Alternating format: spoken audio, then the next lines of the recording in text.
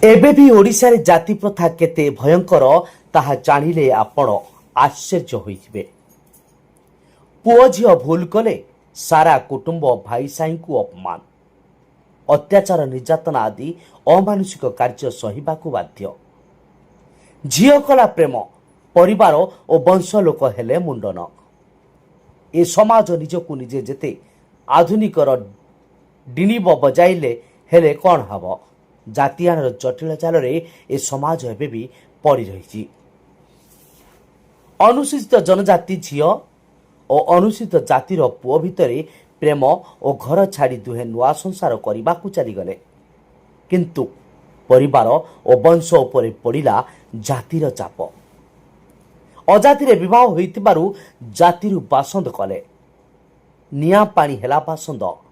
ସେଥିରୁ ମୁକ୍ତି ପାଇଁ ପରିବାର ସମେତ ସେହି ବଂଶର 40 ସଦସ୍ୟ ମୁଣ୍ଡନ ହୋଇ ପାରମ୍ପରିକ ଜନଜାତି ରୀତିରେ ଶୁଦ୍ଧି ହୋଇଛନ୍ତି। ଏପରି ଏକ ଘଟଣା ଘଟିଛି ରାୟଗଡ଼ା ଜିଲ୍ଲା କାଶୀପୁର ବ୍ଲକ ଗୋରଖପୁର ପଞ୍ଚାୟତ ବାଇଗଣଗୁଡ଼ା ଗାଁରେ। ଜାତି ପ୍ରଥାକୁ ନେଇ ଏହି ଗାଁରେ ଦେଖାଦେଇଛି ଏକ ଭିନ୍ନ ପରିବେଶ। ଜଣେ ଅନୁସୂଚିତ ଜନଜାତି ସମ୍ପ୍ରଦାୟର ଝିଅ ସହ ଆଉ ଜଣେ ଅନୁସୂଚିତ ଜାତିବର୍ଗର ପୁଅକୁ ପ୍ରେମ ବିବାହ କରିଥିଲେ। ଏହି ଘଟଣାକୁ ନେଇ ଝିଅ ପରିବାରର 40 ଜଣ ସଦସ୍ୟଙ୍କୁ ଜାତି ଲୋକ କଲେ ଟାର୍ଗେଟ। ଶୁଦ୍ଧି ହେବା ପାଇଁ ମୁଣ୍ଡନ କରିବା ସହିତ ପାରମ୍ପରିକ ରୀତିନୀତି ପାଳନ କରିବାକୁ ବାଧ୍ୟ କରାଯାଇଥିଲା।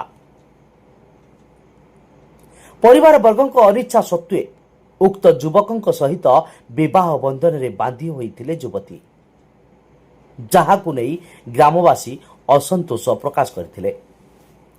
ଏହାକୁ ନେଇ କୁଳ କୁଟୁମ୍ବ ଲୋକେ ଗାଁରେ ଏକ ବୈଠକ କରିଥିଲେ। ଜାତିରେ ରହିବାକୁ ହେଲେ ପରିବାର ବର୍ଗଙ୍କୁ ତାଙ୍କ ପରମ୍ପରା ଅନୁଯାୟୀ ଛେଳି କୁକୁଡ଼ା ଘୁଷୁରି ବଳି ଦେବା ସହିତ ମୁଣ୍ଡନ କରିବାକୁ ପଡ଼ିବ ବୋଲି ପରାମର୍ଶ ଦେଇଥିଲେ।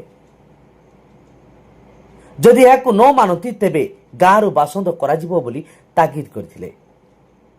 ଗାଁ କୁଟୁମ୍ବ ତଥା ଗାଁ ଲୋକଙ୍କ ନିର୍ଦ୍ଦେଶରେ ଏହି କାର୍ଯ୍ୟ କରିଥିଲେ ବୋଲି ସେମାନେ କହିଛନ୍ତି। ଆଉ ବାଧ୍ୟ ହୋଇ ସେମାନେ ଶୁଦ୍ଧିକ୍ରିୟାର ଆୟୋଜନ କରିଥିଲେ। ଏହି କାର୍ଯ୍ୟ କରିବା ପାଇଁ ପରିବାର ବର୍ଗଙ୍କୁ ମାତ୍ରାଧିକ ଖର୍ଚ୍ଚାନ୍ତ ହେବାକୁ ପଡ଼ିଥିଲା।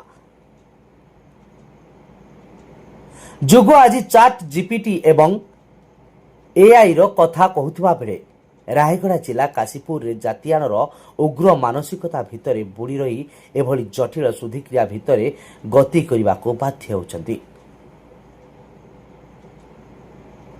ରାୟଗଡ଼ାରୁ ଦକ୍ଷିଣ ଓଡ଼ିଶା ସମୀକ୍ଷା ନ୍ୟୁଜ୍ ପ୍ରତିନିଧି କୀର୍ତ୍ତିଚନ୍ଦ୍ର ସାହୁଙ୍କ ରିପୋର୍ଟ, ସମୀକ୍ଷା ନ୍ୟୁଜ୍ ଲାଇଭ୍, ଭୁବନେଶ୍ୱର।